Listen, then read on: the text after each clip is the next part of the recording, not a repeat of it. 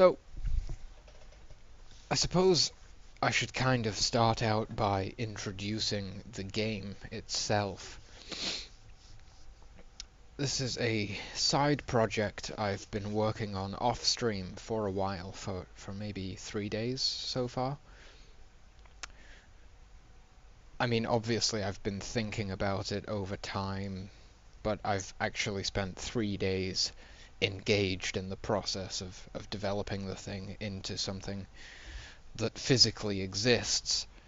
Uh, so this is Dungeons and Dragons, as I'm sure you can tell, and it's the 4th edition rule set, and you may be asking me, are you just remaking the 4th edition? Is it based on 4th edition? No, not at all. It's actually primarily based on Stars Without Numbers, because I believe that rule system to be one of the better that I've seen so far, due to the fact that it's very minimal, and that tends to keep things flowing nicely, and it also encourages newer players to join the game, because they're not necessarily intimidated by a massive number of rules. I found, though I definitely enjoyed playing 4th edition, I found the rules were very complex, to a degree at least, and it involved a lot of tracking of things, tracking stuff for dailies, encounter powers, things that last for a certain number of turns. There's just so much to track, so I'm trying to minimize all of that and make it as simple as possible, just so that players can easily get their head around things, or almost not even have to. It should be something where, and I mean any role-playing game in the hands of a good dungeon master is completely accommodating to new players, because you simply describe your actions and the dungeon master can easily translate those into the various dice rolls that you might need to perform, so that your actions adhere to the rules which allow for the story or the adventure or the game to progress and unfold. But regardless, I want to bring this system together in such a way that even the dungeon master doesn't necessarily need to be concerned with knowing vast, vast tomes of knowledge like the back of their hand, so that they can translate into the rules for a newer player. I want something to be much more pick up and play, and not just for the ease of access, but for the pace of the game as well. I want to keep both the progression of the story, if you like, or the world as it grows and unfolds and is uncovered and discovered by the players. I want to keep the pace of that very high. And I also want to keep the pace of combat very high too. I want it to flow like a genuine battle. I mean, in SWN, for example, they say a turn is about 6 seconds. And I would quite like that turn to actually take 6 seconds.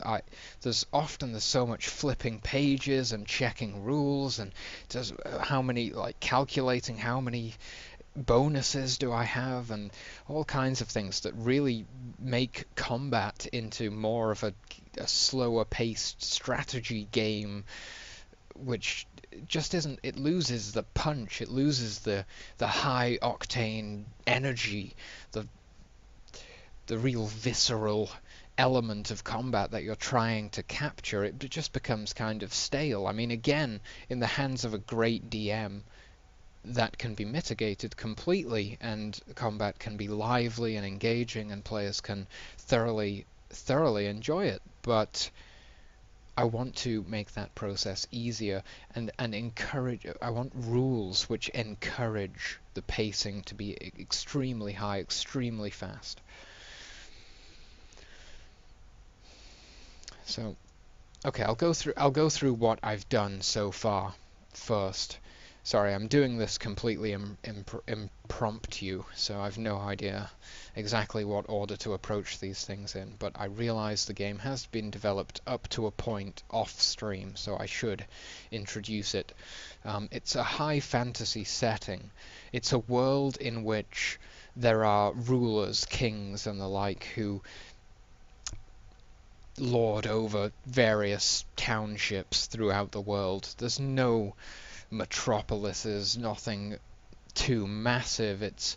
There will be fortified constructs with walls and castles and various defenses, but there will not be anything on the scale of an entire continent. There wouldn't be a ruler of a continent in this world.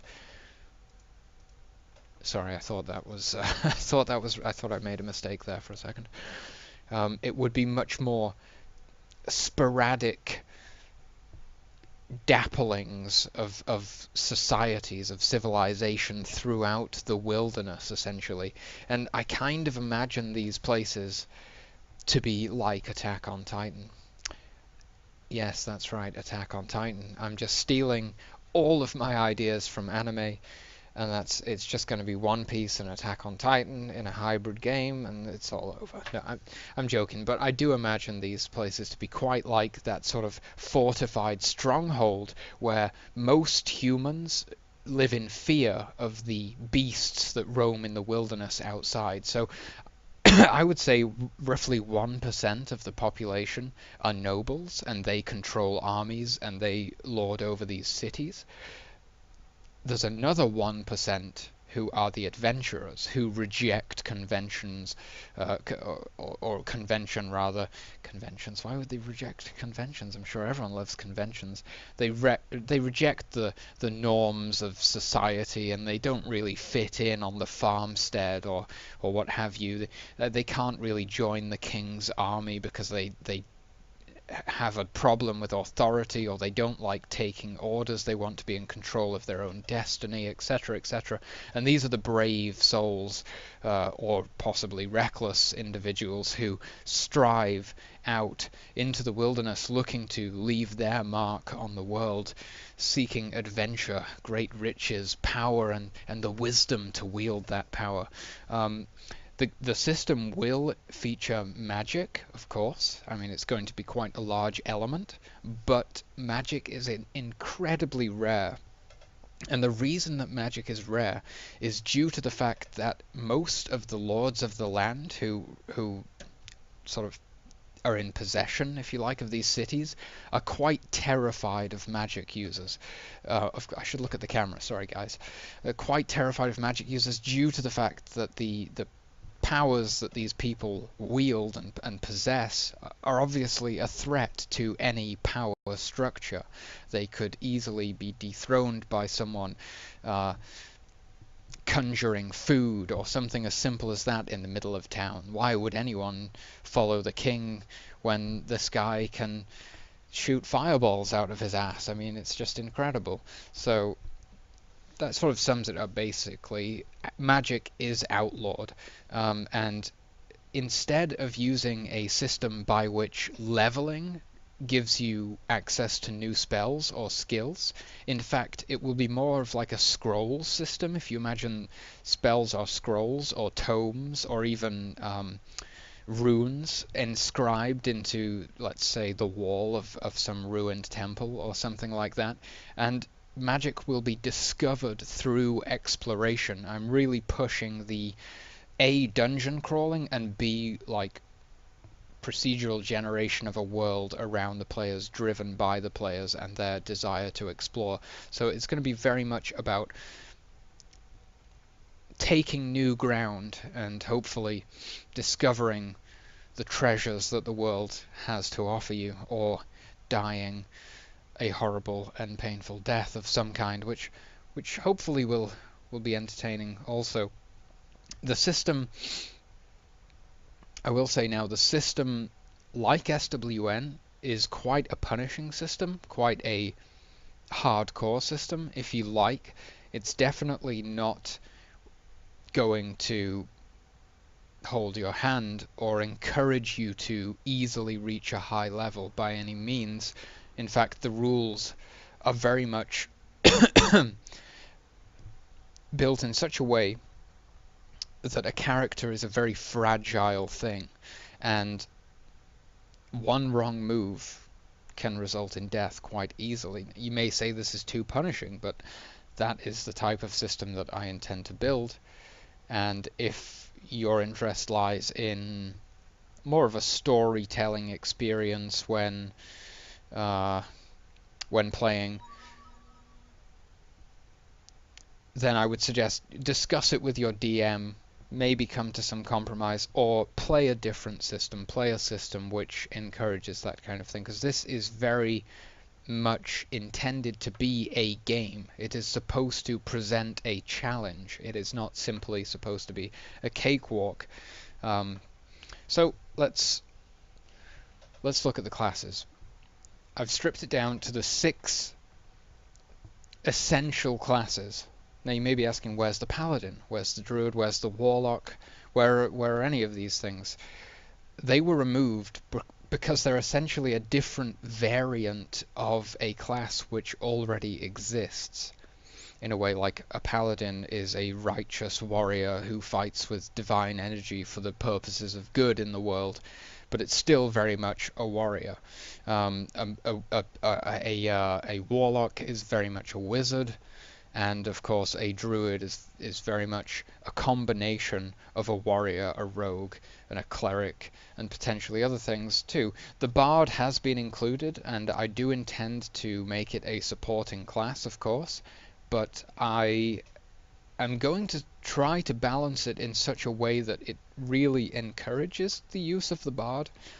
I don't really want it to fall to the wayside as one of these classes that just serves no purpose at all, essentially. So it's going to have its advantages, definitely, but those advantages will be party oriented, of course. A bard striking out alone is probably not going to survive long in this world, but in the correct party, a bard can be a powerful tool. So we've got warriors, we've got hunters, we've got rogues, we've got bards, we've got wizards, and we've got clerics, and those essentially fill the basic roles. Tank, physical ranged, melee DPS, and a support class, a buff station, whatever you want to call it. A wizard, ranged damage dealing, primarily an AoE class. It's basically the one AoE class that there is, so quite a powerful asset, but again, alone might not really be that great. It still has pretty damn strong single target potential too, I will say that. But anyway, the cleric, of course, the typical healing class in this situation. I opted for the cleric over, let's say, the druid, because the druid is not necessarily a healer. It can fulfill other roles, etc. The cleric just seemed to be the obvious choice. The armor system, which I'm working with so far. Now you may be wondering, why does the AC get lower for the better armor? Now, if you're familiar with, let's say, Roleplay Swansong or the Stars Without Numbers system, you will, of course, recognize that a lower AC is better because the target number to hit is a 20. It's always a 20, and that target number never changes. So if you have a cloth armor, an AC of 7, and your opponent rolls 1d20, they add your AC to that roll. Obviously that 7 gives them a higher chance of reaching a 20. If you're in plate armor, you add a 1 to that roll when someone is attempting to attack you. Obviously there's a much smaller chance of them rolling 20 or above. The light shield and the heavy shield work in the same way, and you may be wondering, why did I choose these tiered armor options that I have? Essentially, I lifted them from Dungeons and Dragons. It was more minimal to begin with. I just had cloth, leather, mail, and plate, but it seemed too minimal and possibly too restrictive, and also it didn't give a nice enough price range, especially when considering the starting gold that a character begins with. Okay, bros, I just quickly need to take a bio break. I shall be back momentarily. I apologize for this. We'll get straight back into this in just a moment. I should move the webcam though, that's a good point. Let's do that. It's a bit big as well. Okay, bros, I'll be back in 2 seconds. Hold on.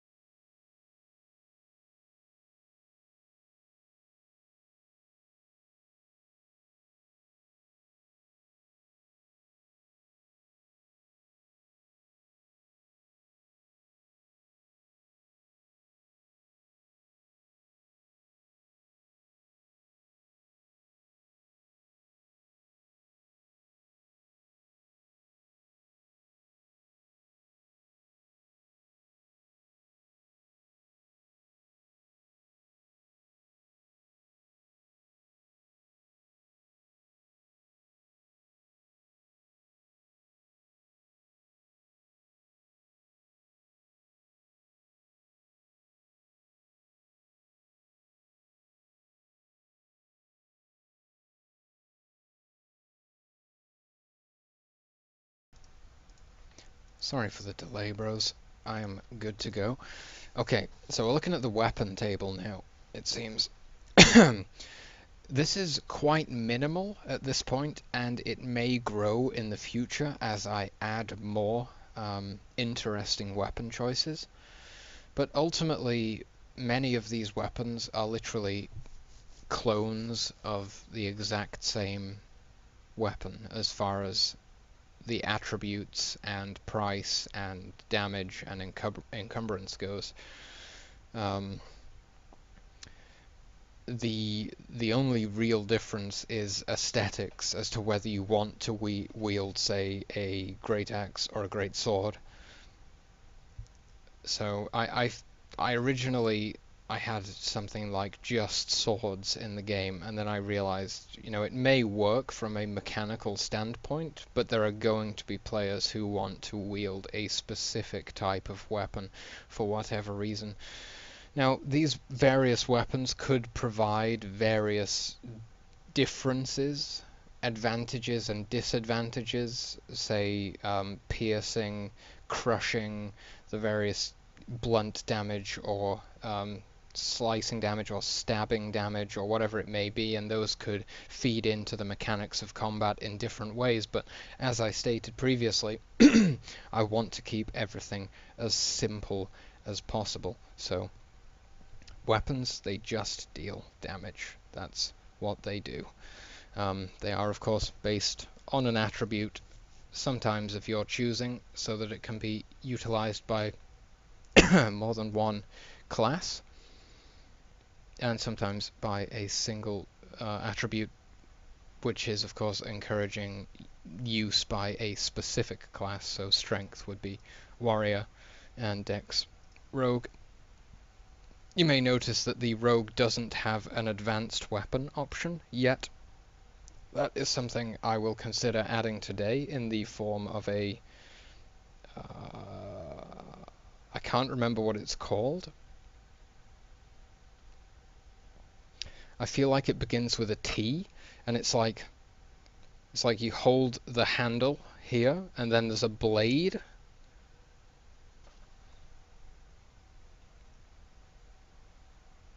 Anyway, those are the things which I'm considering making the advanced tier rogue weapon. And I'm pretty sure it will just be a 1d8 plus 1, which would be based on the mono blade from Stars Without Number, as that is the base system that a lot of this has been borrowed from. But of course there will be many, many changes, especially with the removal of the psychic class and the introduction of the wizard and cleric class. That completely rewrites how the spell casting element of the game works.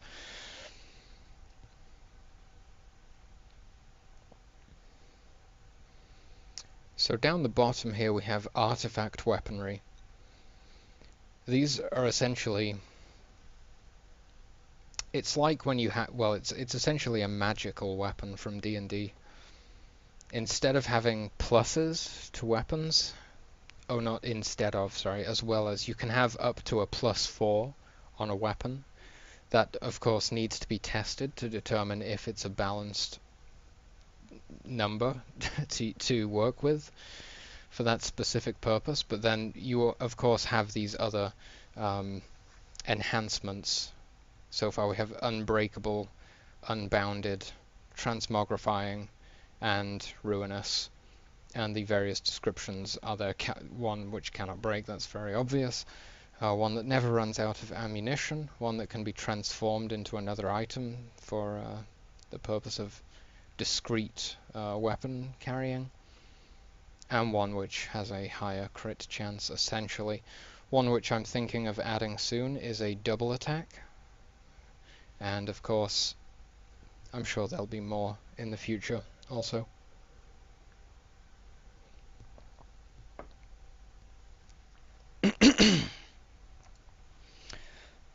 Sorry, bros. Let's look at the item tables. Now, this is, again, based on SWN and 4th edition D&D. It's kind of been fused together.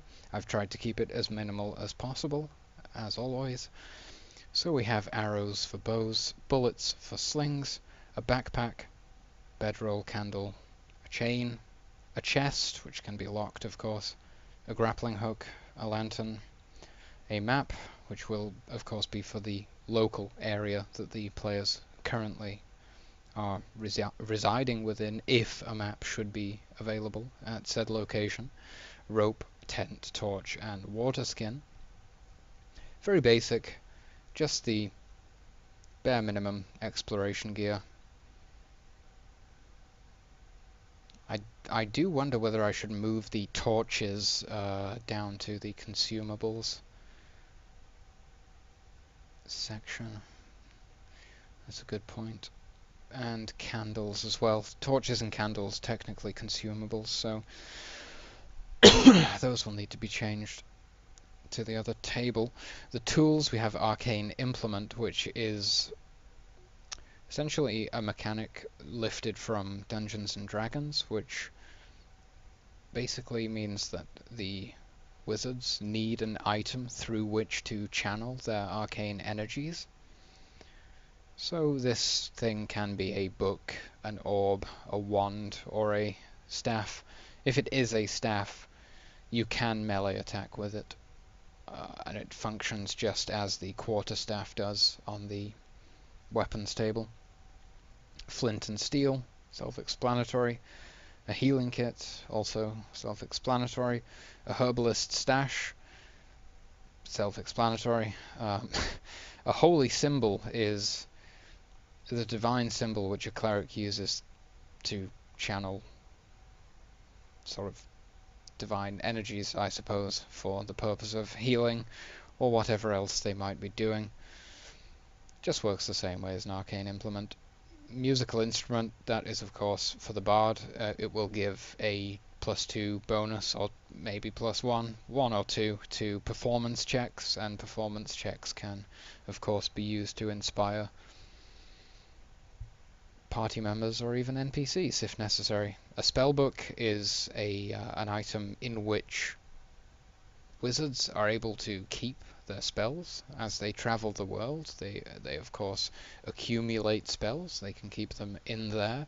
There will be a limit to the number of spells that a wizard can be using at any one point in time. That would kind of be like the equivalent of having an action bar full of spells. Well, no, it wouldn't really, would it? If you don't think about World of Warcraft, think about Guild Wars. And how Guild Wars has like an action bar with 6 spells or something. I may be misremembering. And then you can't use any more than that, and you have to mix and match your favorite 6, essentially. So I'll be doing a system similar to that, but the spellbook can of course contain an infinite number of spells, essentially, that you will be able to draw from and switch between probably once a day. Of in-game time, of course. A survival kit and thieves' tools, both self-explanatory. Rations, of course, again. And we have artifact items. The way that I'm dealing with healing potions, mana potions, potions of any kind, smoke bombs, and resurrection potions is that they are not commonly available in towns. They have a price there, of course, but if you were to approach a merchant and ask for a healing potion, they would most likely laugh you out of the shop because, like I said before, magic is incredibly rare in this world and is prohibited in most major settlements, except for a few perhaps fringe areas where wizards and the like gather or something. But, that's going to fall into a specific campaign setting. The majority of the time, towns do not tolerate magic users. And it's very much the same with alchemists. Alchemy is a misunderstood thing that most people are scared by the concept of, and healing potions and mana potions and things are not something that the general citizenship trades in or possesses. So that's the kind of thing that the players need to either craft themselves, and that would, of course, involve journeying far and wide in search of the relevant ingredients, and also perhaps the relevant skill to create it so that they can succeed at their skill checks and not just waste all of their ingredients. And it may also include something like seeking out a certain rare NPC, so to speak, a crazed alchemist from the southern realms or something who could provide you with this kind of thing. But it's not going to be an easy or simple feat. These things are not readily available. Let's just quickly look over the spells that we have in game so far. There's a few which I have in mind, which I have not added to the system as of yet. So just remember that if you feel that something is missing, it may be implemented today, in fact. But feel free to speak up in chat, as all suggestions are welcome, of course. So we have the cleric spells, Healing Prayer, of course, the basic heal. Now, one ally restores 1 HD, that's hit dice, and the healing is based on the hit dice system. You start at level 1 with a single hit dice, and as you level you gain a hit dice of the appropriate size for your class each time you level, up to level 9. I believe it's level 9, and then beyond level 9 you gain a +1 each level to your hit points. So the healing in this system is balanced in such a way that the cleric actually grants a person the ability to roll one of their own hit die plus the wisdom score of the cleric and regain that number of hit points. And you may see that the mana cost ranges from 1 to 9, and that is because you can spend 9 mana on a single heal if you choose to do so, and you can grant a person 9 hit die to regenerate potentially quite a large number of hit points. Now, the trade-off there is that you probably won't have any mana remaining to do anything else in whatever encounter that you might happen to be experiencing.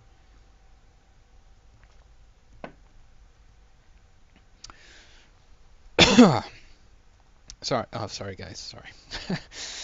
Turn undead, of course, turns undead. Well, it doesn't really actually have an effect in this system, it simply deals damage. I really shouldn't clear my throat on stream, on the microphone. I apologize, guys. Sacred Mark. Some of these have actually forgotten what they do.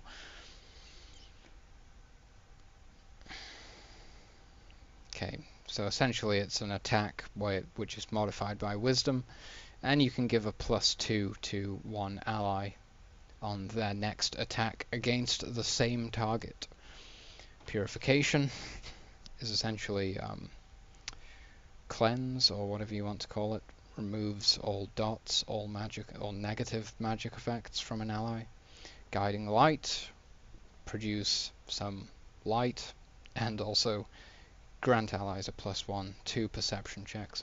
Water walking, fairly obvious. Divine inspiration, +1 to all attack rolls until the encounter ends. Now this is the first example of how I've tried to balance almost everything in the game. It's either, well, I'm pretty sure there's no, it's either something that you can spam, essentially. You can either use a thing every turn, or you can use it once per encounter. And I'm not going to have any other method of tracking anything. It's either an encounter thing, or a daily thing, or a thing that you can do at any time and spam. And I'm not going to make it any more in-depth than that, because I want to keep it incredibly simple to track these things. I just don't want people to be constantly tracking cooldowns of various different abilities all of the time. It just slows things down too much, in my opinion. Divine Shield, -1 AC bonus, of course, till the encounter ends. Divine Weapon, 1d4 extra damage, and that's a self buff as opposed to a full party buff. Purify the Masses is essentially AoE cleanse. Healing Font is an AoE heal, which works in the same way as the previous heal, but you'll see the mana cost is 2 to 18. Each hit dice that you grant to all allies costs 2 mana, and you can spend up to 18 mana to grant 9 hit dice, essentially, potentially, to everyone around you. But your mana pool is based directly on your wisdom score, so you would actually have to roll a perfect wisdom score to have a mana pool of 18. It's much more likely that you'll have a mana pool somewhere more in the region of 12 or so.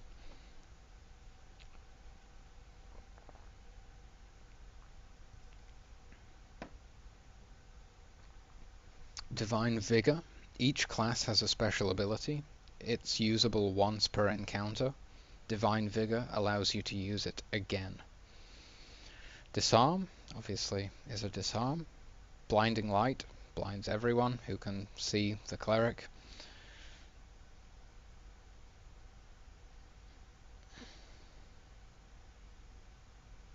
Radiant Wisdom is an AoE damaging spell. Cast Doubt is... There is a morale system in SWN, and I'm using the same system. When the party draws first blood, the enemy must make a morale check against their morale score, which essentially dictates how determined they are to continue fighting, whether they will fight to the death or whether they will easily drop their weapons and surrender or attempt to flee. And this works basically like a fear. You just force them to make a morale check, and if they fail, they will behave as if they failed a morale check. The base morale rule is also performed at 50% casualties, so that's first blood and when the players have killed 50% of the enemies in the specific encounter. Another morale check will be made then. Rapture. That's interesting. It sends another ally to sends an ally to another dimension where they remain safe until the encounter ends. Now, you may say, like, what is the use of this thing? Why wouldn't you resurrect that ally instead? Just, let them die and use some kind of resurrection spell. There is no resurrection spell in this system, and also you cannot combat res. There is no combat resing, and this is to increase the sense of pressure during combat. If a member of the party falls during the encounter, he is down and out until that encounter ends, and then a medical check, or rather a healing check, can be made to attempt to resurrect them, but not during combat itself. That is obviously going to factor into how combat is balanced. It's quite different from most other systems, but I believe it will intensify the sensation of danger, essentially, during a fight.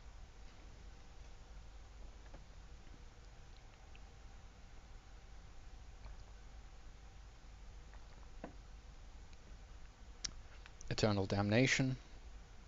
You just banish someone to another dimension. Convert mind is essentially a mind control. But the interesting thing is if you think about Don Flamingo from One Piece, it works very much in the way that his string ability works. You can control someone's actions, but you do not actually completely dominate their consciousness, I suppose. They are still themselves and they are still aware of what they are doing, but you can make them behave as you choose for them to behave. So, as you can imagine, that's quite a dark thing if you force someone to butcher his allies and he's aware of the entire process. He's not going to be very pleased, especially when he knows his death is also probably coming very soon.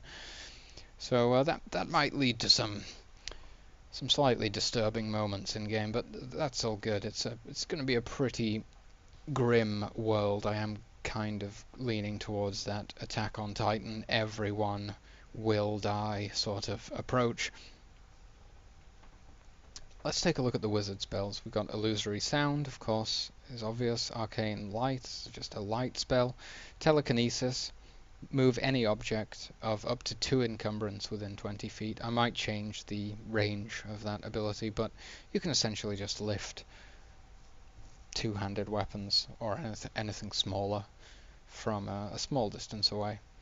Magic Missile is of course Magic Missile, Fireball, Frostbolt, Speak with Animals, Teleportation, Disguise, Invisibility, Conjure Refreshments, Levitation, Featherfall, Polymorph, Mana Shield, Dispel Magic, Sleep, Arcane Volley, Rain of Fire, Blizzard, Stop Time. This one's quite interesting. Gain 2 additional turns that cannot be used to attack.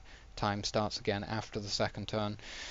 I'm going to have a lot of fun when I eventually put a campaign together for this system, providing the players with opportunities to make use creatively of the Stop Time ability.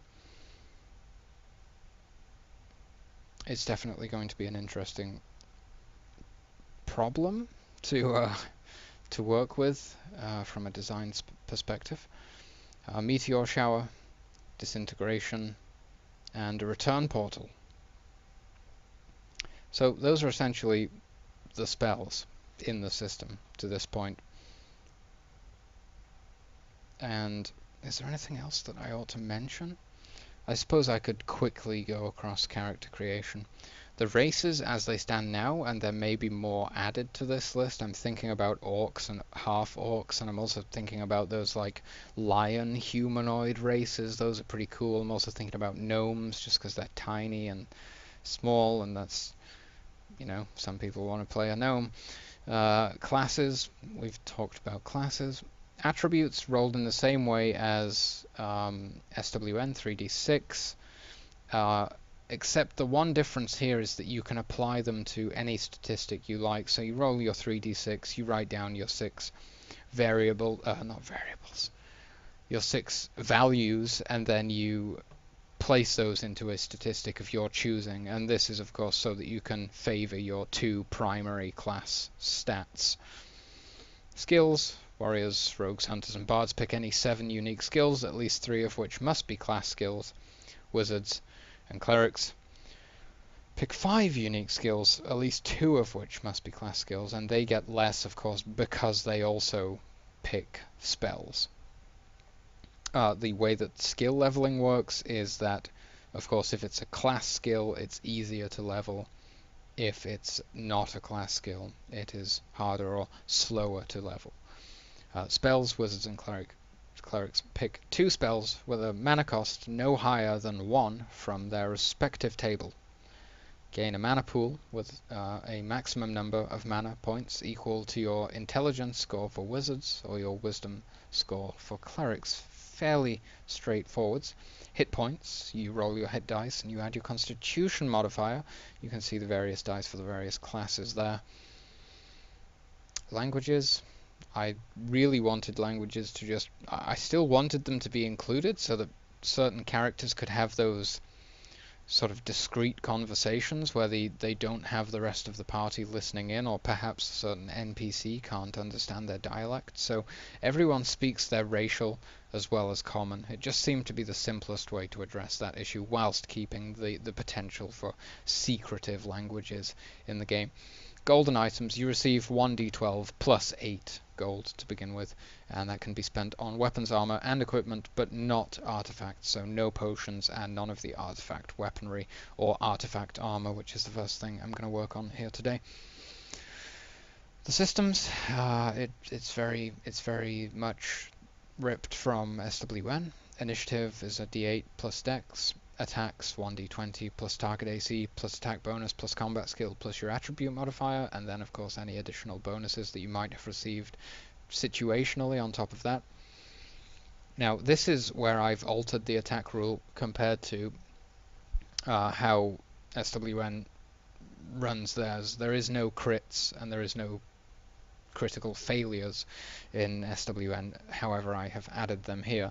On a natural 20 you automatically deal maximum weapon damage, and on a natural 1 your weapon breaks. If it's a bow, the string breaks, and restringing a bow turn.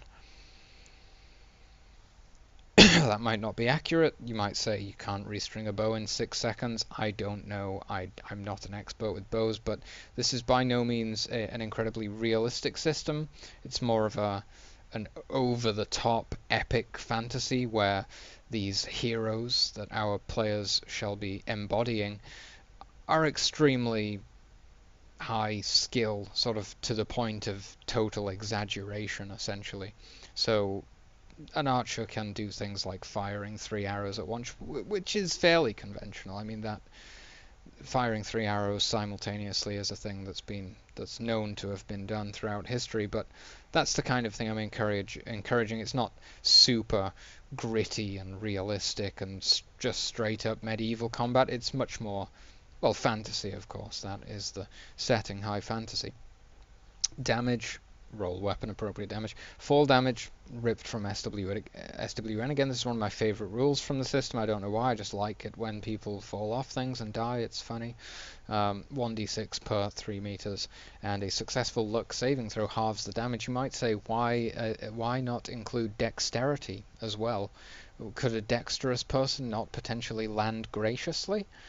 Or in such a way that they don't injure themselves as much, kind of like a stunt person who has been trained to fall or something like that. And I agree with you there, and it is something I am considering including, definitely. But it just hasn't been written down or implemented to date. Encumbrance, a character can carry up to half their strength score in readied items and up to their full strength score in stowed items. Additional items can be carried at the expense of movement speed. That's the same encumbrance system as SWN. I was very pleased with how that one functioned. Simple but effective. Mana just explains how mana works. I don't know why that section is even there, really. And Resurrection. This explains how you cannot res during combat. And then out of combat you can make that should say healing skill check versus fucking English, sorry guys, difficulty class 6 must be made to resurrect a fallen party member. After a successful attempt, the target is returned to consciousness with 1 hit point. After a failed attempt, the target dies. So, and like I said before, characters are very, very fragile in this system. There's the morale rule, and there is a small rule on how fleeing from combat works, opposed athletics checks, essentially. So that is the level of development which I have achieved for this system so far. And what I'm going to do now is jump over to this armor tab here, fix these cells to appease myself. What? Okay, this is not cooperating at all.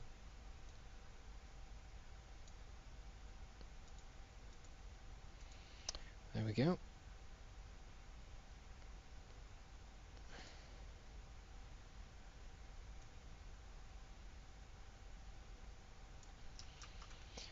And I'll just carry this over from the weapons page.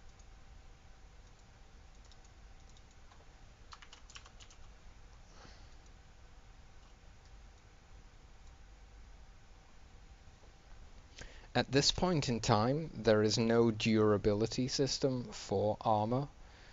There may be one implemented in the future, but right now at least, I don't feel a strong desire to have a durability system for armor, so it may never be implemented. So I'm going to flip through this and find the old magical armor section, which is what I'm going to read through and potentially steal a lot of ideas from.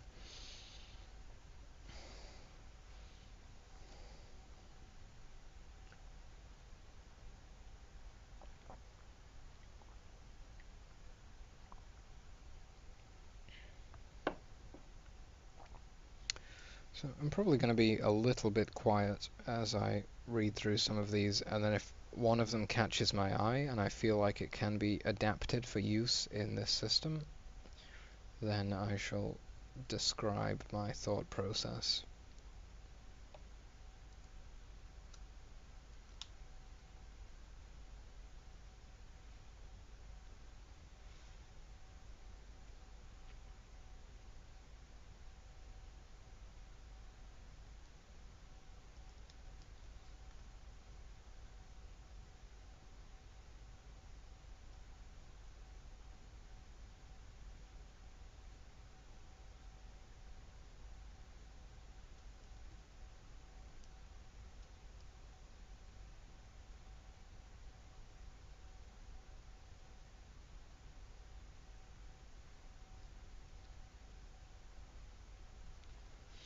Okay, so the first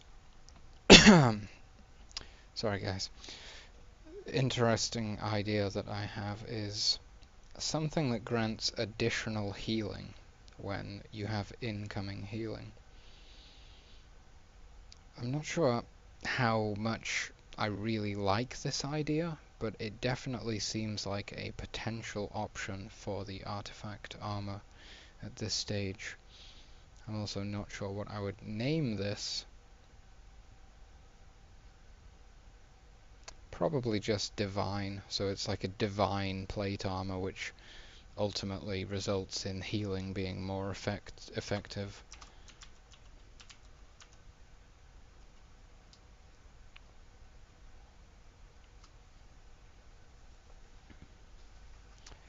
How to balance it is the question. Should it give you an extra hit dice? Should it double? It definitely shouldn't double healing. That would be ridiculous if you're spending 9 mana to give 9 hit dice and then you give 18 hit dice. It's getting a bit strange. Or even a bit over the top.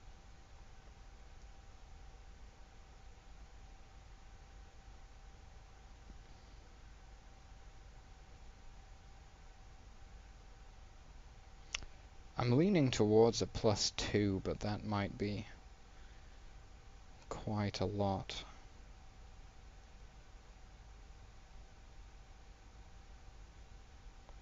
If you think about a class which has a d4 hit dice rolling with a +2, I mean that's 50% of the potential healing already.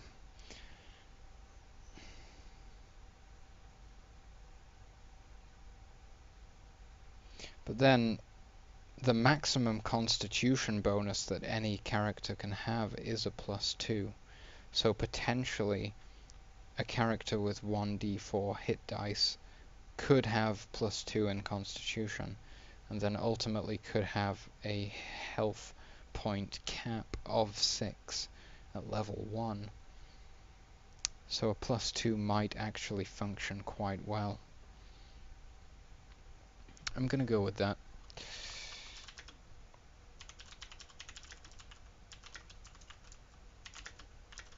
I'll probably spell everything wrong, by the way, guys, so forgive me for that.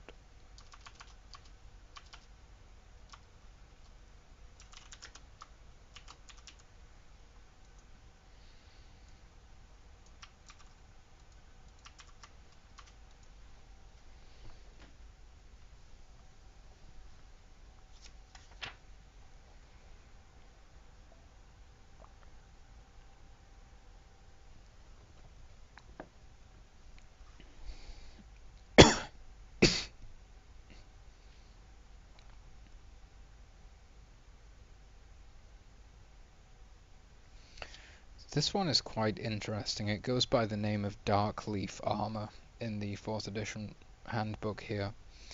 The property is gain a +2 item bonus to AC against the first attack made against you in each encounter, which I kind of think is a pretty cool idea, but I don't think it's necessarily applicable in a system where I'm trying to make the rules as minimalistic and simple as possible, because you're going to have to track. I mean, I know it's basic because it's simply the first attack against you every encounter, and that's very simple to remember, but even so it does require you to remember and tell the GM when something attacks you, oh, it's the first attack. It has, in the case of this system, it would be a -2, so you'd say like, oh, that attack takes a -2. That is just a level of organization almost that's kind of going to slow down the pace of things to a degree. So whilst I like the idea, I don't think it's necessarily applicable in this system.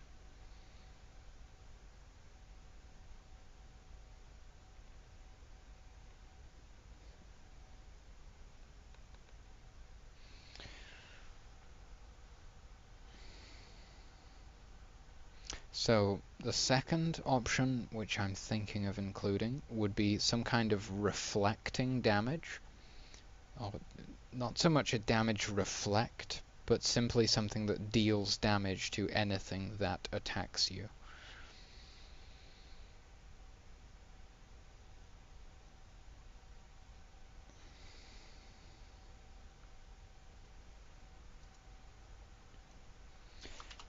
I'm going to call it Spiked for now, but that name is more than likely going to change when I think of something more appropriate. But essentially, all attackers take 1d4. I'm going to start with d4. Something tells me d6 would be more appropriate. Maybe I should just go straight for d6. I'll do d6 for now. This is an artifact armor, after all, an incredibly rare piece of prestigious armor crafted by the dwarves of Ungalore, or God knows what. You tell me, it's your campaign. All attacks. Oh, fuck. All attackers. Sorry, I've forgotten my own thing. I've just written it.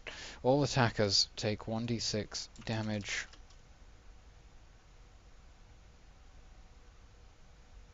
after a successful hit. Okay, I think I can phrase that better eventually. All attackers take 1d6 damage after landing, maybe dealing after.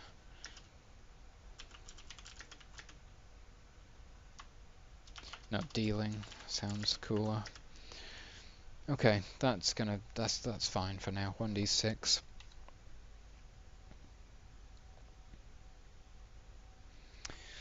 Gaining a bonus to saving throws, that's really not something I'm interested in including in this system. I want saving throws to always simply be a d20 and to very rarely gain any kind of bonus. If anything is going to affect a saving throw, it's going to be in such a way where a saving throw is no longer required. I don't really want to be requesting of players to, add a +2 to that saving throw. I just want saving throws just to be a simple throw of a d20, no need to consider any bonuses.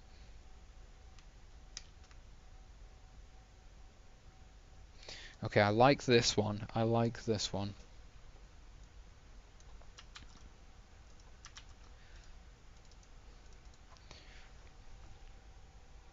I don't know what to call it, so for now I'm just going to call it healing, because that very simply describes. Okay, I don't need the word all in there, that's just redundant.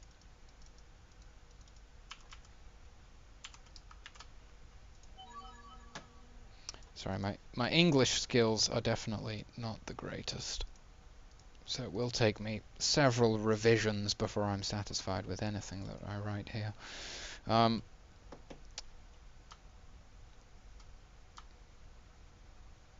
gain 1 hit dice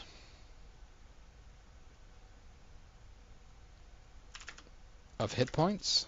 I really don't think that's the best way to phrase that, but it's gonna do for now. So essentially, an armor which allows you once per encounter. I must specify that.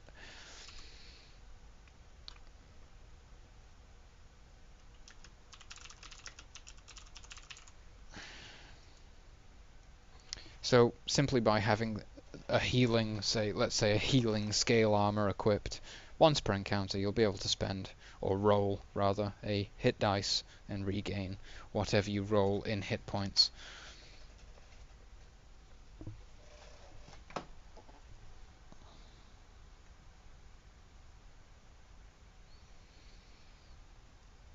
Interesting. Add 1 square to the maximum distance of any teleport you make. Yeah, I mean, that's pretty cool. It's pretty cool. I do have a teleport ability for the wizard.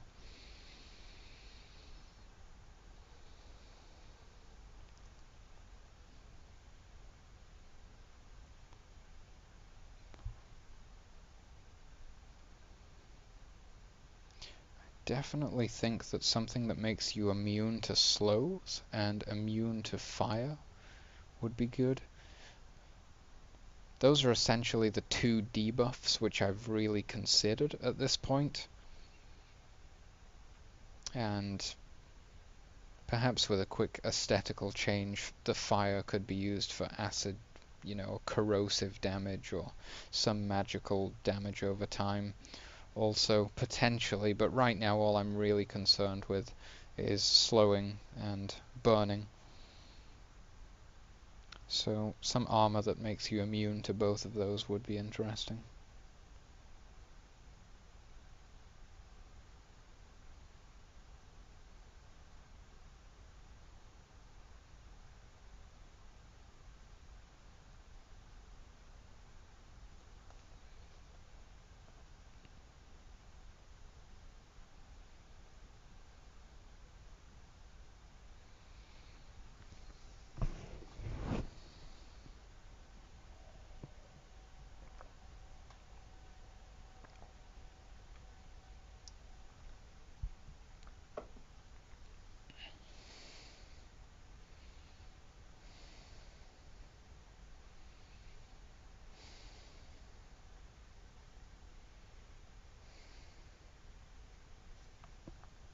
I wonder if the spiked damage should be modified by Constitution.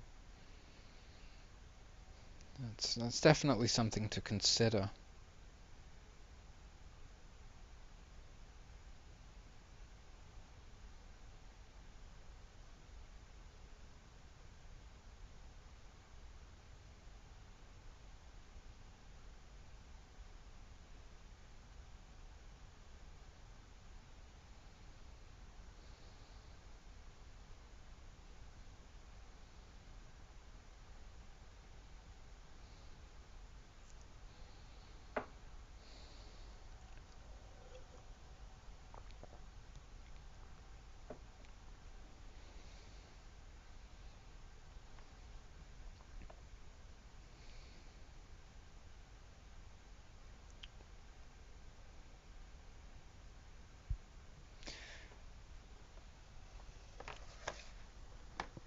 Okay, I don't really know what to name this one, but I think this is quite a cool idea, which would be an armor that prevents critical strikes.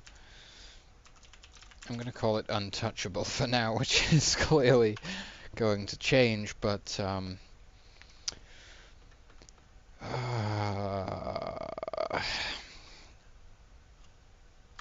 don't really want to use the word attackers again, but I don't know what else to say.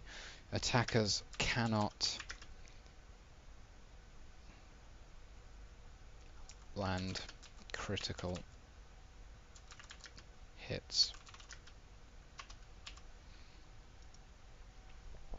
So even if they roll a natural 20, they will still have to roll damage as normal. I quite like that one. I think it's a fairly decent one. Not overpowered, but still cool enough that you would want to have it on your armor, potentially. Especially if you're a tank, perhaps.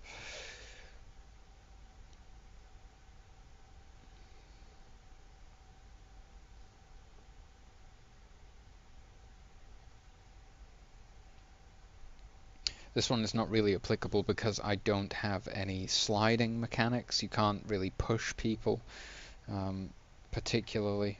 I mean, you can with an opposed athletics check, of course, but to have an armor which affects the distance you can be slid is not really a thing I'm interested in.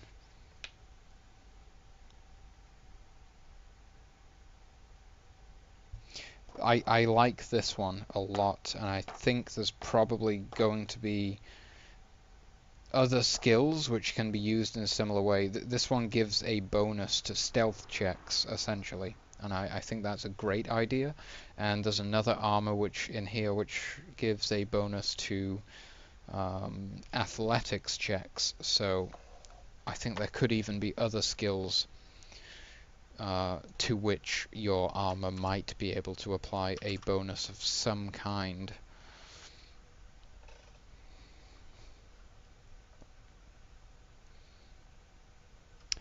Really no idea what you would call this one, so I'm probably going to call it discreet for now. Discreet hide armor. Does that sound right? No, not really, but I don't know how you spell discreet, but I'm interested to know, so I'm going to ask Google.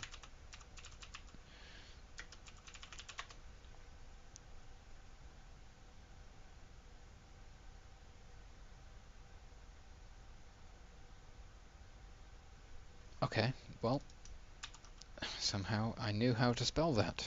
Nice.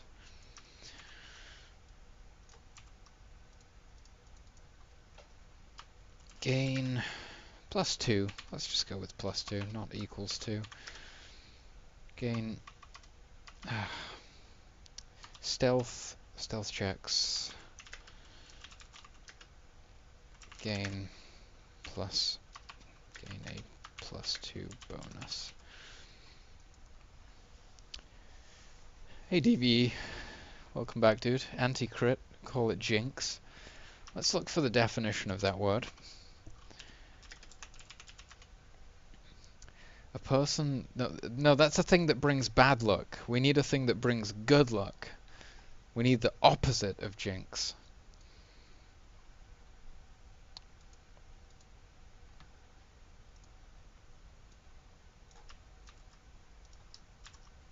Okay, I'm not sure about the one that gains bonuses to athletics checks. But, I mean, how could you really be wearing armor that makes you more athletic? That doesn't sound very logical. I mean, it may still be implemented eventually, but right now it doesn't sound right.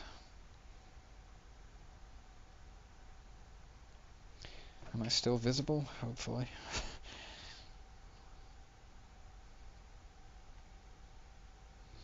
That one's pretty cool. We'll get to that in a second.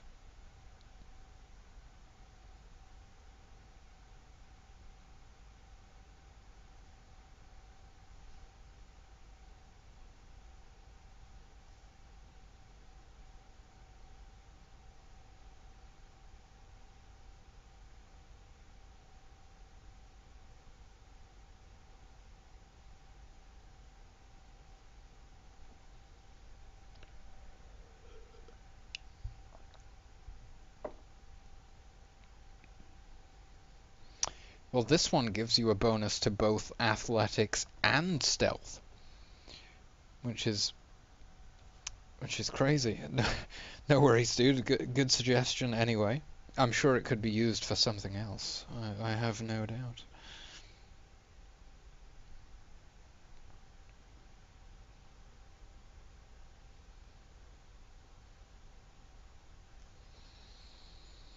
This one's a little bit... I don't know. Essentially, it says, you can use this power when an ally within 5 squares of you takes damage. You spend a healing surge, but regain no hit points. Instead, the ally regains hit points as if he or she had spent a healing surge.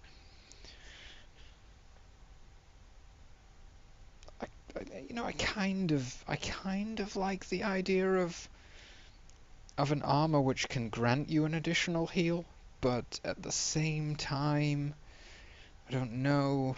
I I suppose the advantage is that it's a heal with no mana cost, which is quite good. And if it was just a small heal, like one hit dice, it wouldn't necessarily be the most powerful thing in the world.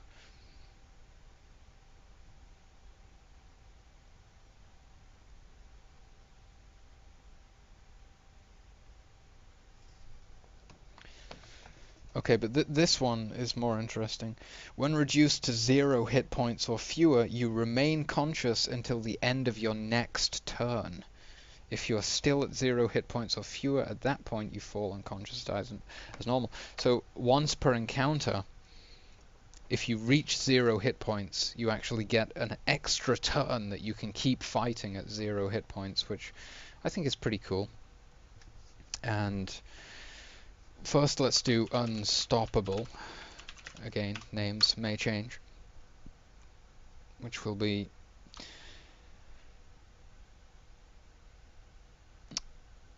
immunity to all slows.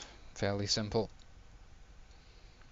And we'll just call this one Undying for now, if that's how that's spelt. um,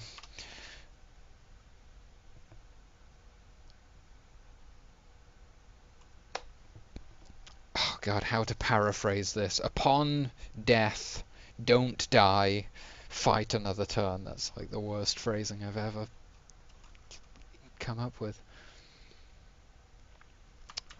When reaching, no, at 0 hit points, fight is not really the word. Remain conscious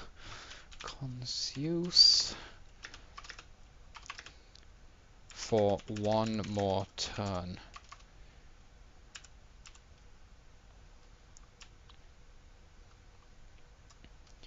Once per encounter.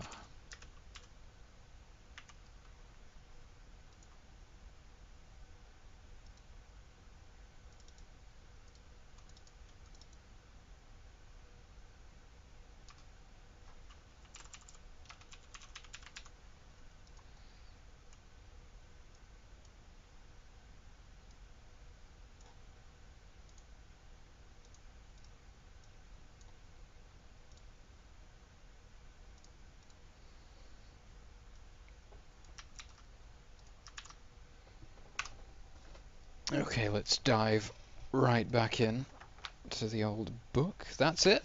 That's where the armors end.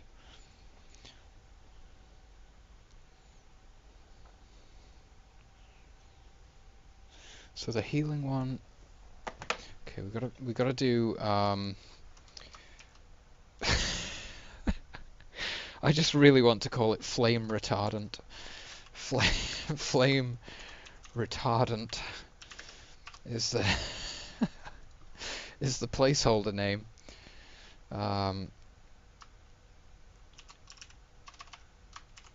Immunity to all fire no, not all fire damage, to ongoing fire damage. So you could still be hit with a fireball and it would damage you, but you won't actually combust and then continue to smolder.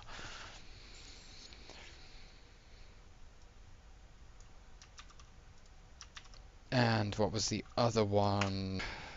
An athletics one? What the hell would this be called?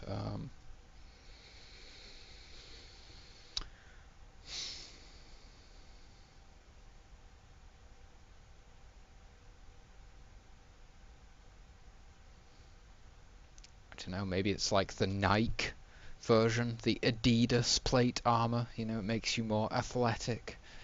You never know. Uh,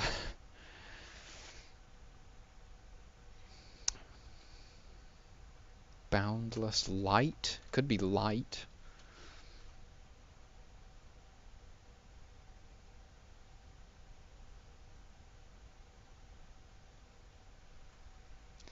God knows. What did they call it in here? Something. It's going to be something ridiculous in this. Yeah, this one's called Sylvan. That makes no sense at all.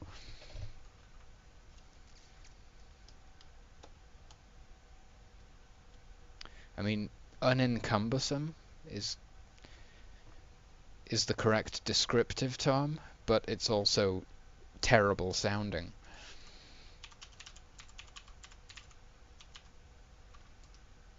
No, no, that we need the opposite of encumbersome.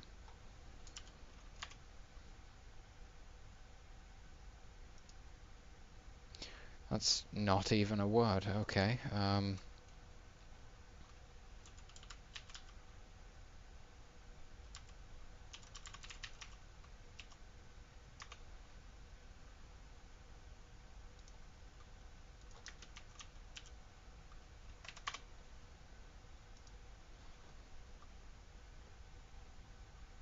Free as a bird. Okay. Okay. Well, that one's. I'm pretty positive that one's got to change.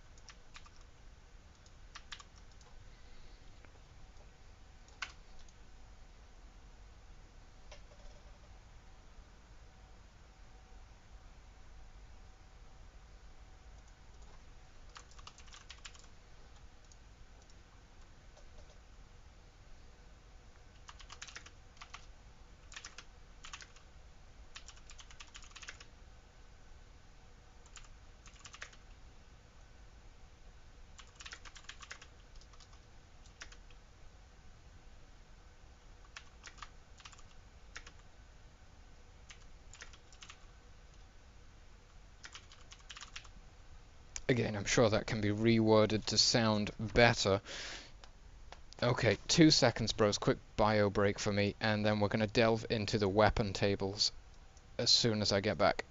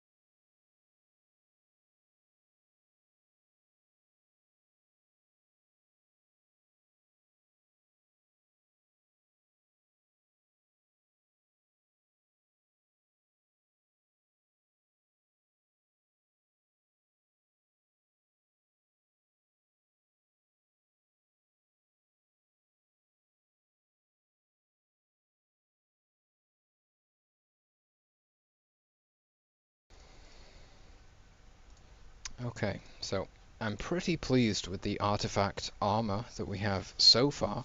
There could be a few things which I've overlooked, which may come into play in the future. But right now, I'm just going to... First of all, I'm going to add...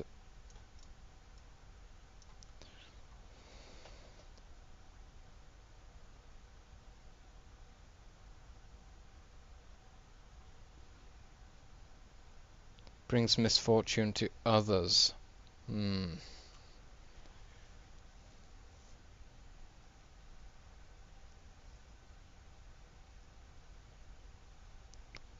mean, in English, for most English speakers, if you were to say jinx, they would immediately think of a negative thing or some unluckiness. no one would really think about giving bad luck to other people.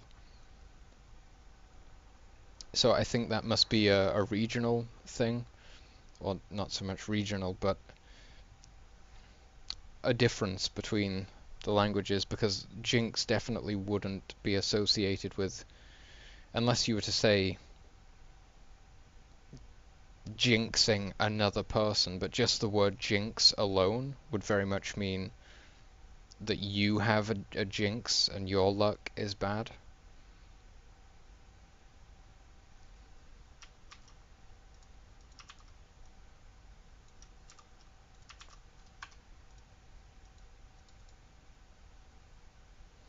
But there may be some similar word in English which means giving someone else bad luck, which I could research and potentially use.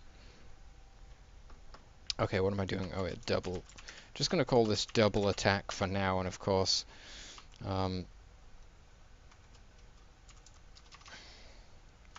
gain an additional attack each turn. Simple enough.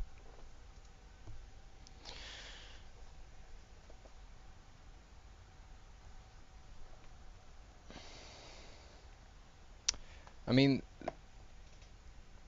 there's not something I can think immediately off the top of my head that is a word that like that, but there probably is something. Let's take a look.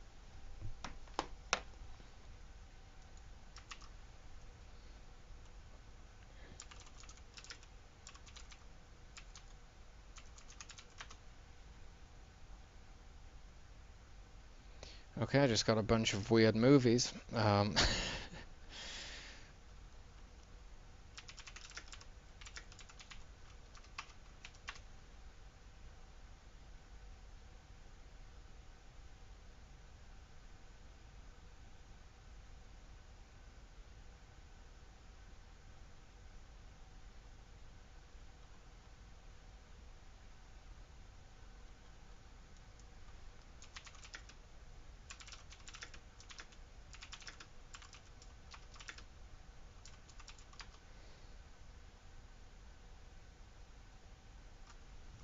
It's not really a word that we have. Like, we don't really have a word for someone who causes bad luck for other people around them, which is kind of surprising to me, but we really don't have anything like that.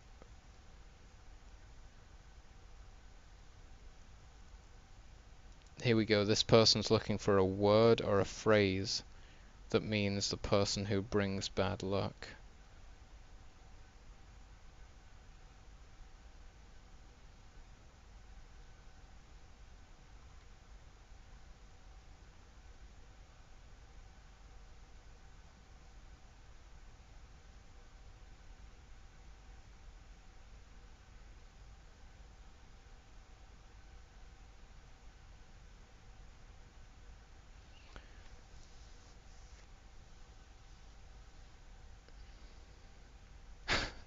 Apparently a person who is constantly unlucky is called a schlemiel.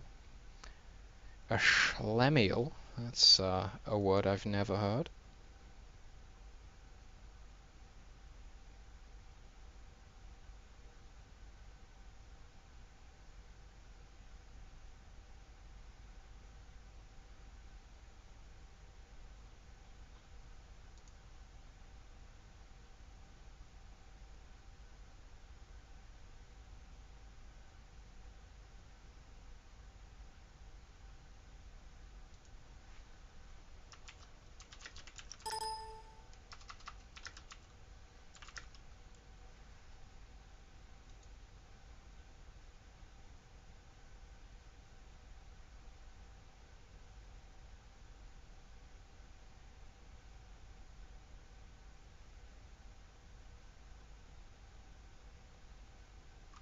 According to this guy, jinx is in fact the word.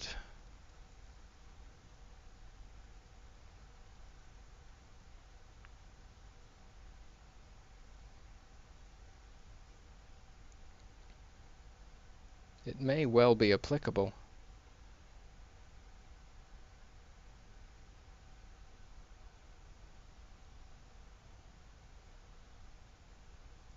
Yeah, I mean, jinx, if you were to say, like this example, I have always considered myself jinxed, then you're saying I have bad luck. I have always considered myself a jinx, then you're saying like I bring everyone around me bad luck. So it's just the phrasing. But the problem is if you simply use the word jinx without the phrasing, then it sounds more like you're the one who's going to have the bad luck.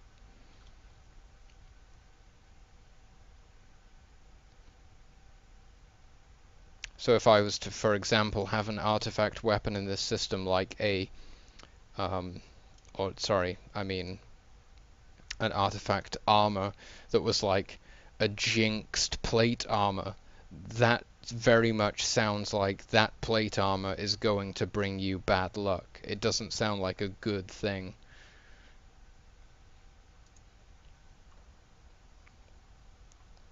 Cursed or something of that nature is a possibility.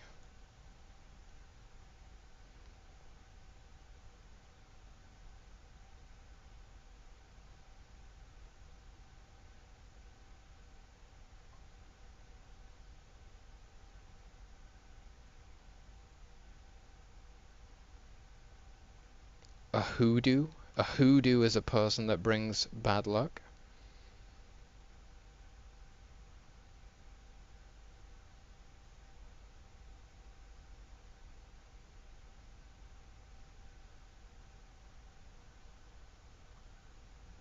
Hoodoo, definitely an option.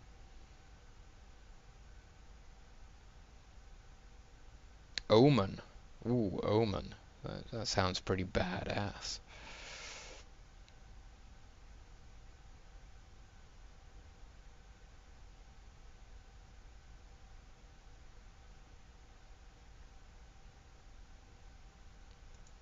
It could also be a word like impenetrable or something.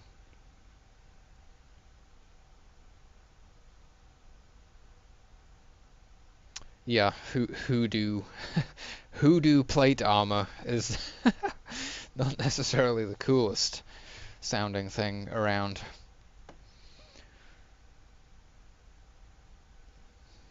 What have I been using so far? Oh, untouchable. Untouchable. Yeah, untouchable sounds like it would make you immune to damage. Um, anyway, it's something to think about.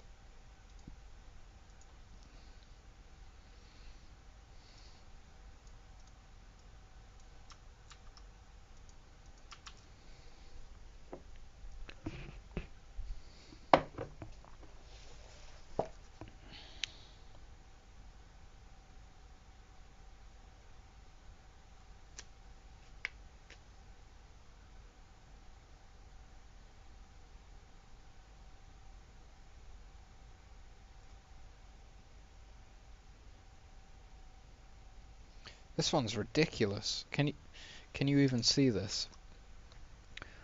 Look at this one. Look at that. It's like 5 paragraphs for a single item. I can't even read it. It's too much.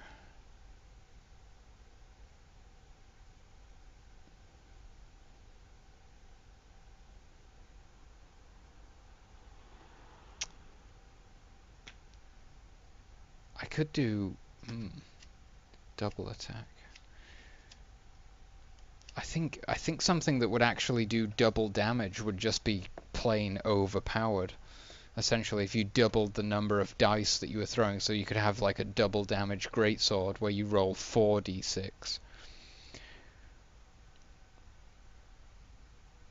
Whereas with the double attack, you might not necessarily hit either of those attacks, but a double damage. I don't know if it's necessarily overpowered. Maybe double damage could be a thing.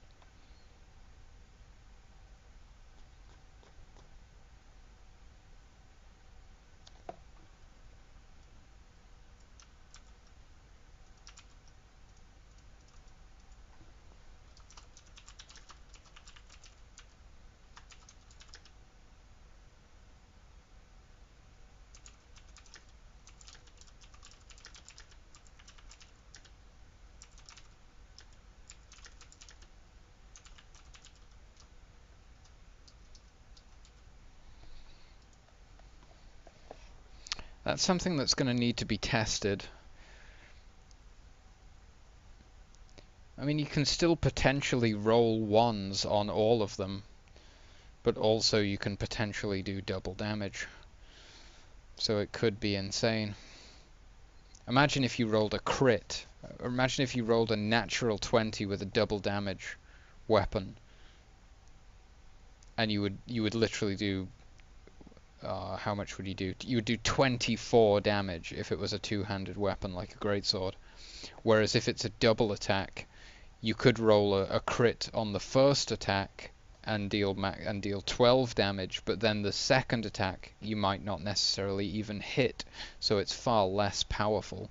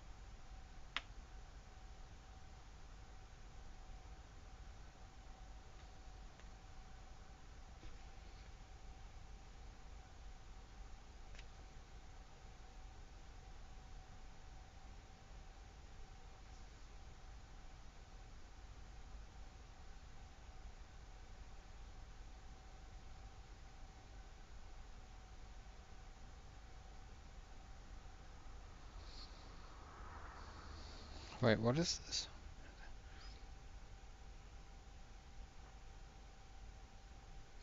Okay, that's very situational. But two pretty simple yet effective ideas would be a freezing attack, or rather a freezing weapon and a flaming weapon.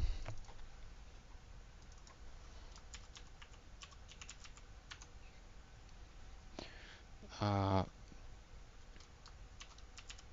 ignite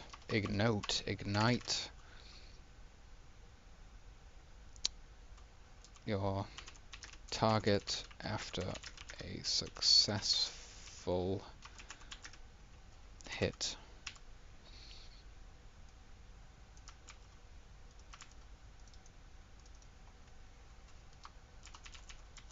Freezing weapon, slow your target after a successful hit.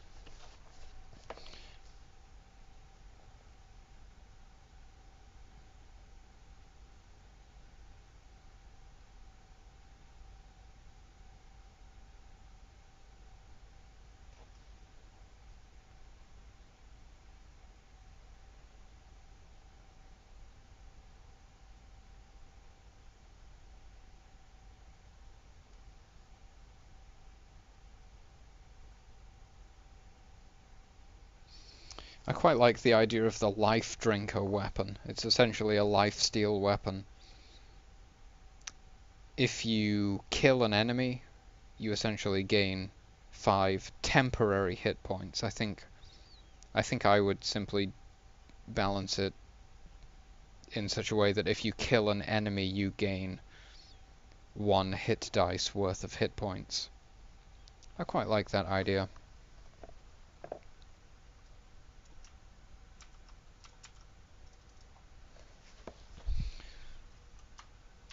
Life stealing.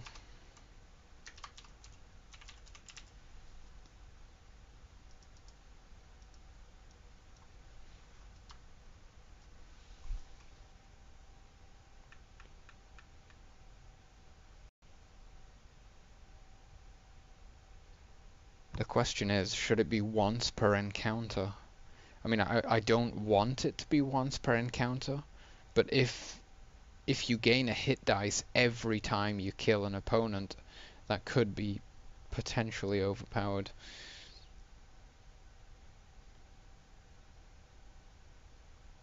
I mean, if you're high level, a single hit dice really isn't that much, so it's probably going to be quite reasonable.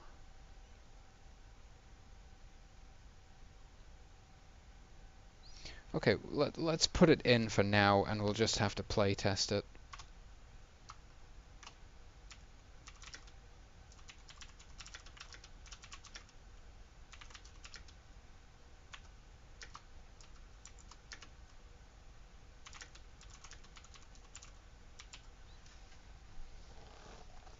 Raging? That's not a word.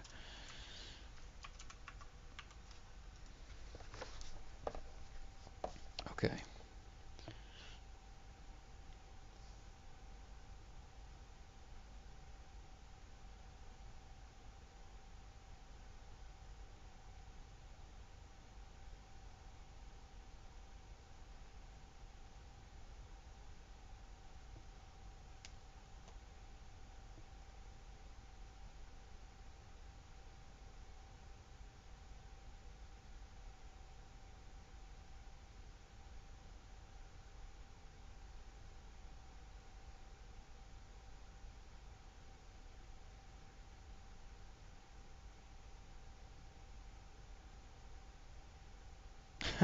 Holy shit. A phasing weapon allows you to ignore the penalty to attack rolls for cover or superior cover. So you can essentially shoot through walls, which I think is pretty sweet.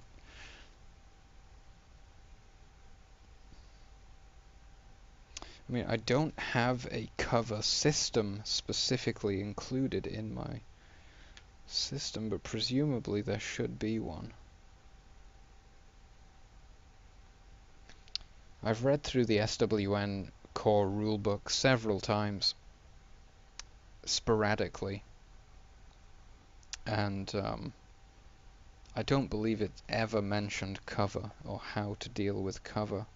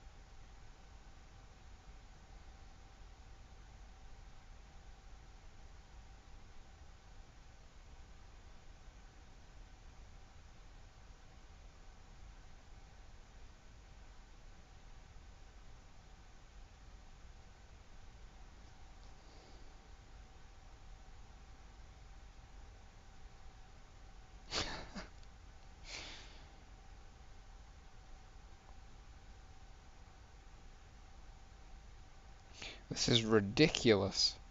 Okay, there's a weapon here called Vorpal Weapon. Whenever you roll the maximum result on any damage die for this weapon, roll that die again and add the additional result to the damage total. If a reroll results in another maximum damage result, roll it again and keep adding. Holy shit, if you just got really lucky, you could potentially one-shot, like, the I don't know, anything. Anything.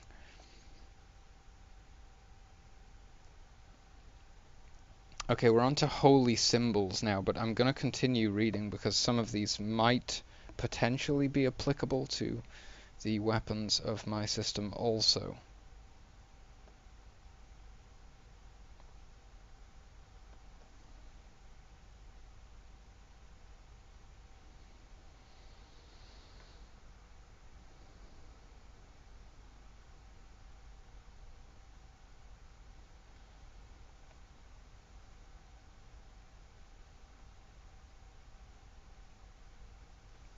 Well, we basically have the reverse version of this one. This one, essentially, if you heal people, they gain an additional 1d6 of hit points. We have the reverse, where if you receive heals, you gain +2 hit points.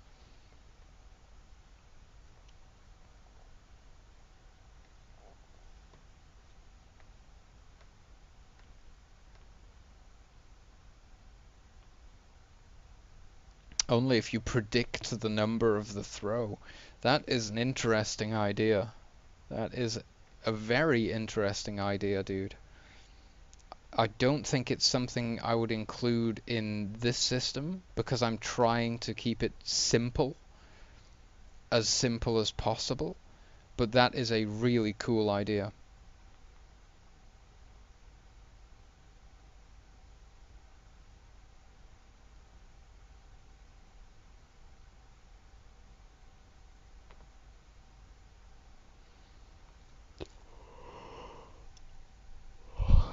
Oh, sorry dudes. Long day.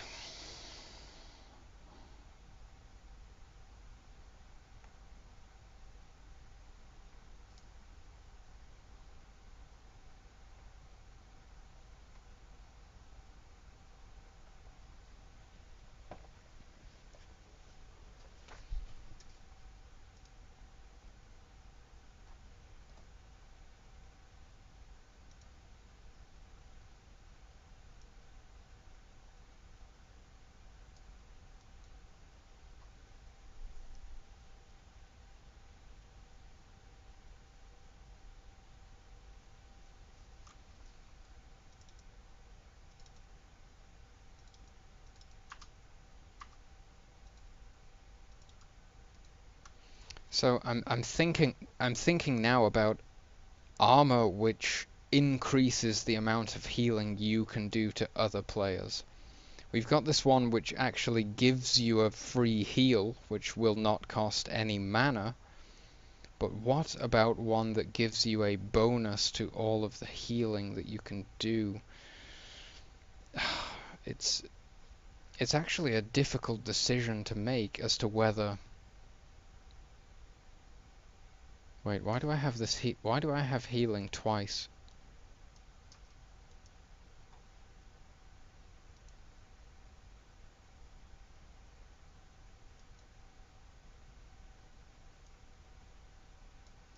Who knows? Okay.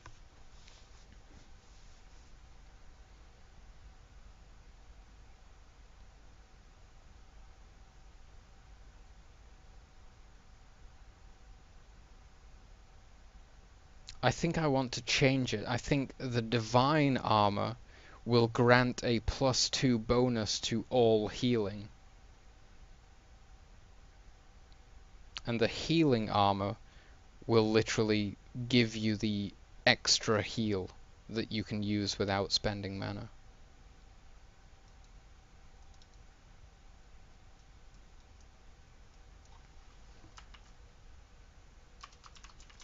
Healing spells gain +2.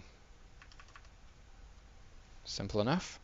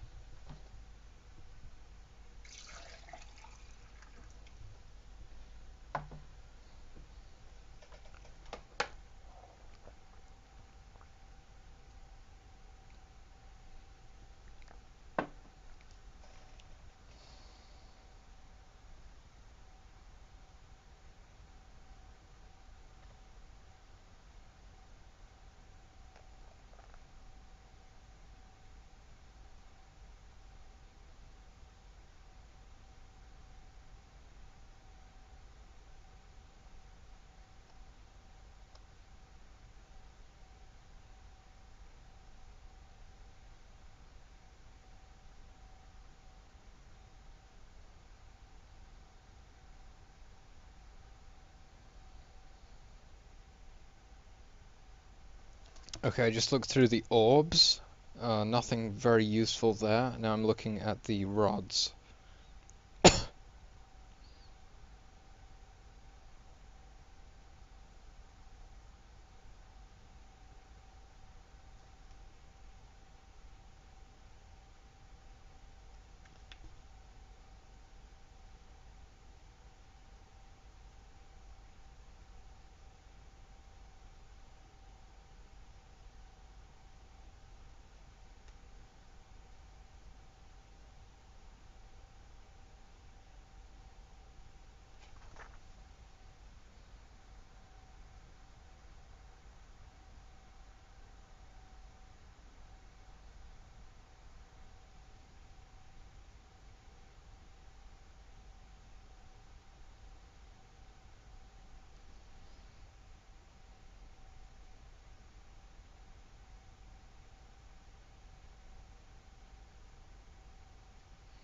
Okay, nothing useful there. Looking at the staffs.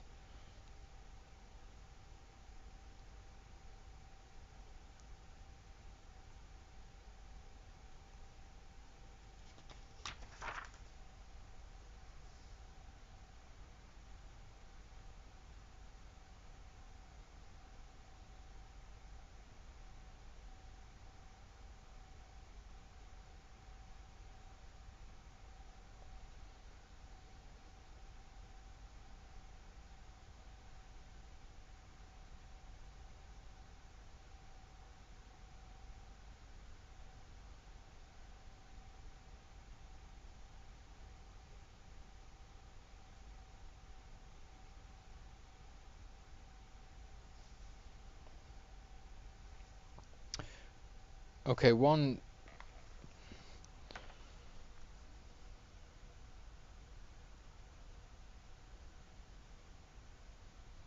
Instead of doing an armor which can reflect damage, I've done, which one is it? The spiked armor, which deals damage to anyone who attacks against it.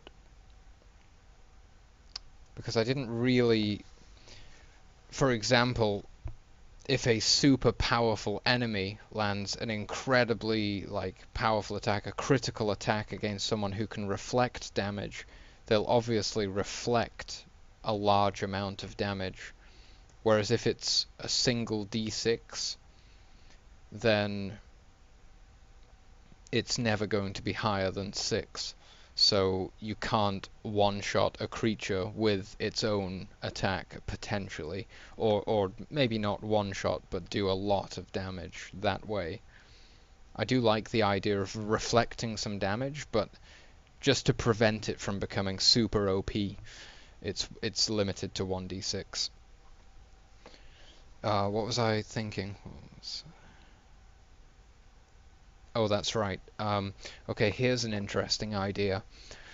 If you roll maximum damage, now this might not be the best idea in the world, so bear with me. But if you roll maximum damage or maximum healing with a spell, it costs no mana.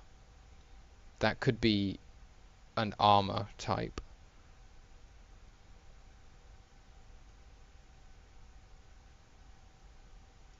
More appropriately, it would actually be an effect of the arcane implement or the holy symbol.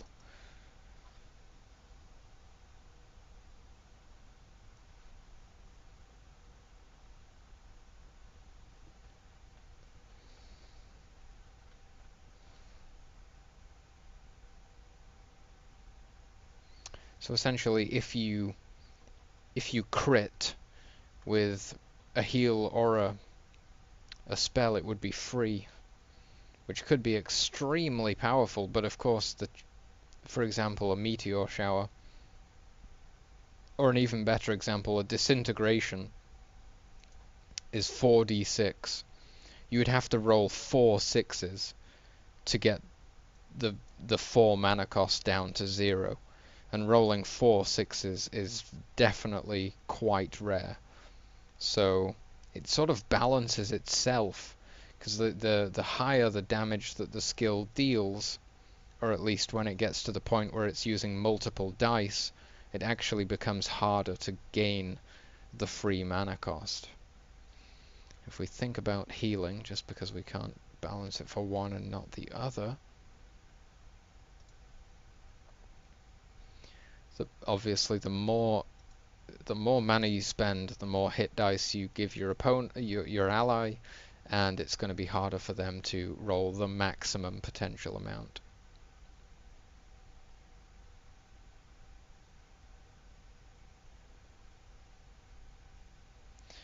Okay, I quite like that idea. Let's include that for now.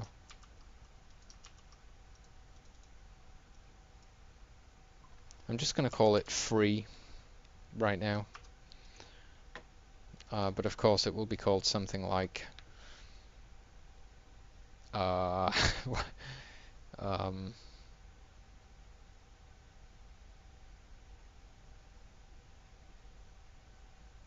replenishing, maybe?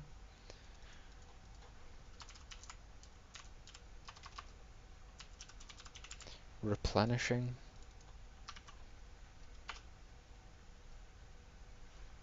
Is that an I? My monitor is so bad that I can't, like, read half of this.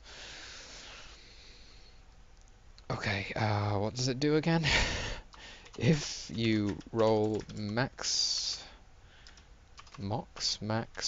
healing or damage on a spell, it costs 0 mana. That's pretty bad ass.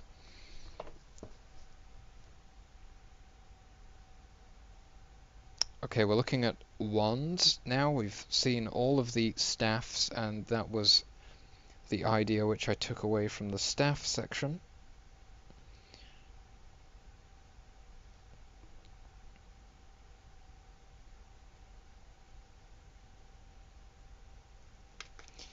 Okay, well, these seem pretty useless. A wand essentially allows you to cast a spell which already exists.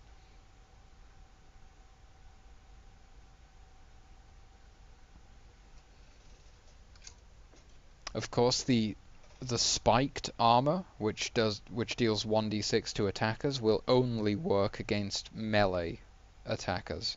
Of course, it couldn't deal damage to a ranged attacker using a bow or using magic.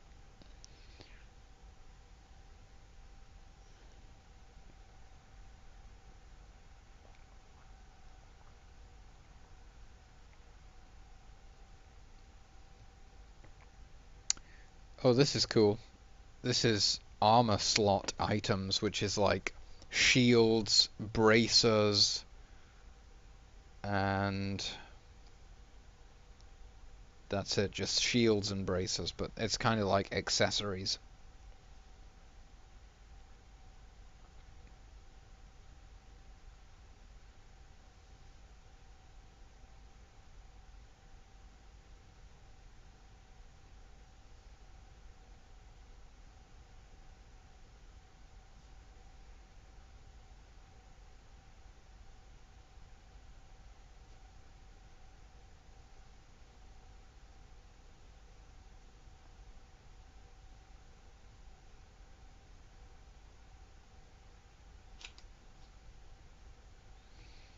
Nothing very interesting so far.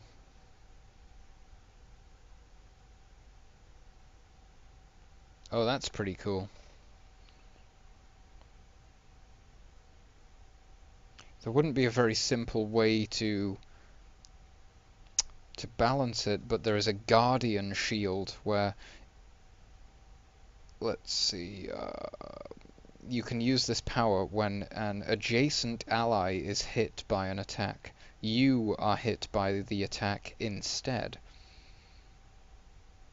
And there's some extra bits, but essentially it lets you take damage for one of your allies, which is quite cool. So if your wizard was about to get squished, you could opt to save them. And if you could do that once per encounter, it would be quite cool.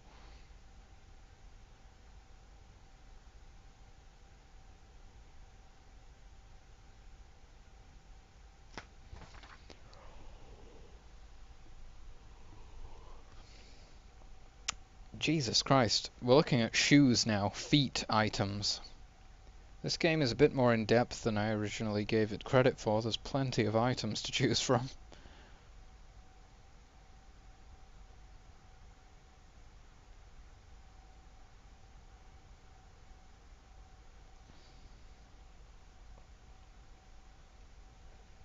Re-roll an acrobatics check you just made and use the new result.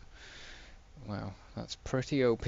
I'm not going to include any items that allow you to re-roll something, because the Bard class, the special ability for that class, allows a party member to re-roll a failed skill check. So if there was an item that did that also, it would make the Bard less viable, and I definitely don't want the Bard to just become some redundant class that never gets played.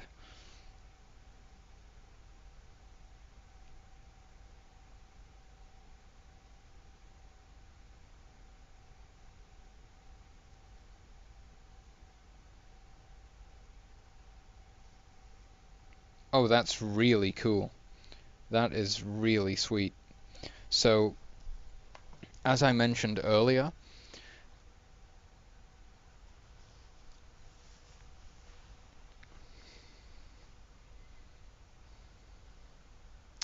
sacrifice your own health for additional damage. Let's think about how that would be balanced and how it would work out.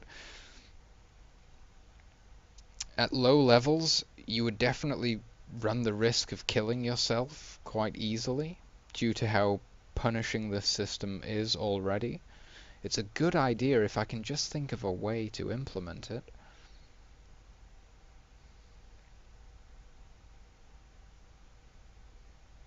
You could gain a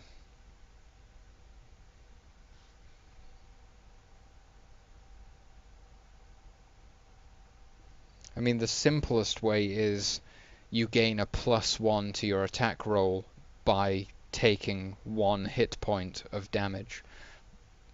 But at the same time,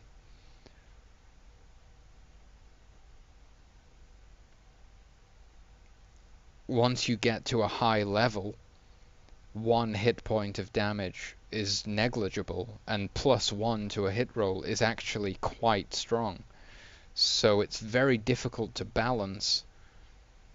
You might even have to have a scaling thing where you deal more damage to yourself at higher level to gain the +1. So, Imrunial, what's up, dude? Welcome to the stream, bro. How's it going? So it's a good idea, DVE, but I just feel like it's too difficult to balance. It would become overcomplicated to actually get it to function in a way that isn't going to be under or overpowered. So, oh yeah, so I was thinking about the fall damage. So 1d6 per 3 meters, and a successful luck saving throw halves the damage. But I was inspired by this item, the cat step boots, which would automatically halve the damage. You wouldn't need to make the saving throw. I think that's a pretty cool item.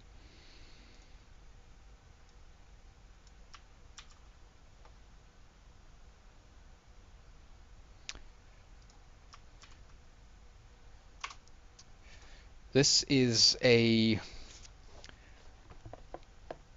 a high fantasy system with an emphasis on heavily simplified rules to try and increase the pace of action and story progression to the nth degree. I want the game to be extremely fast-paced as well as accommodating for newer players. It's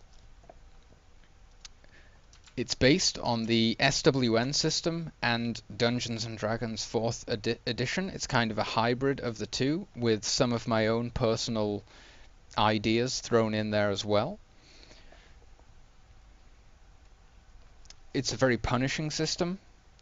It definitely is not going to baby any players through the game. It's going to be quite a challenge to actually keep your character alive.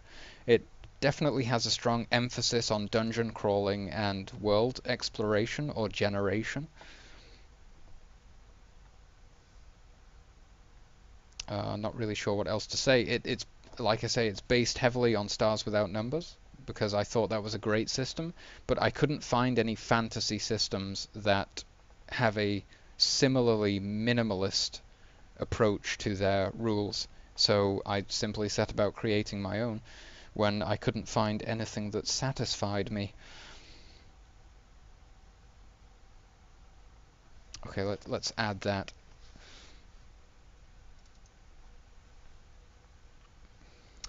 What to name this one?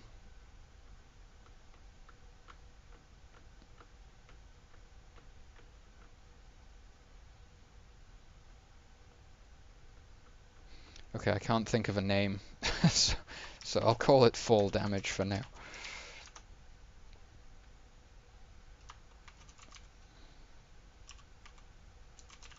Automatically succeed. In fact, automatically take half damage from falling.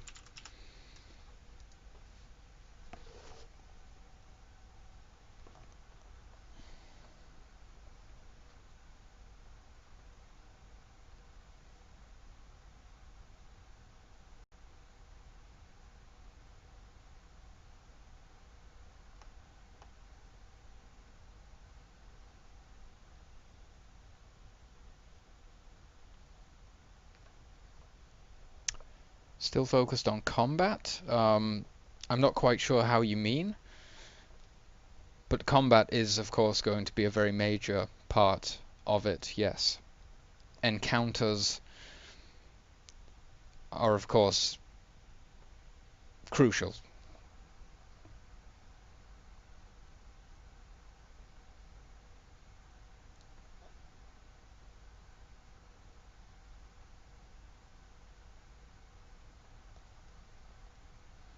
Again, another appearance of increasing the maximum range of teleports.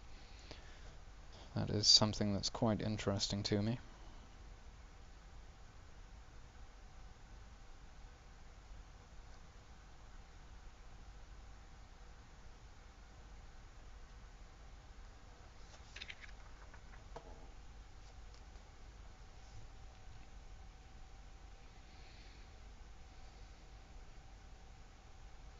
Okay, I'm onto the hand items now.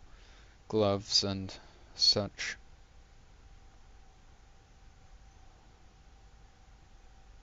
Ooh. Gain a +1 bonus to thievery checks. Definitely like that idea. Yes. Yes, definitely. Yes.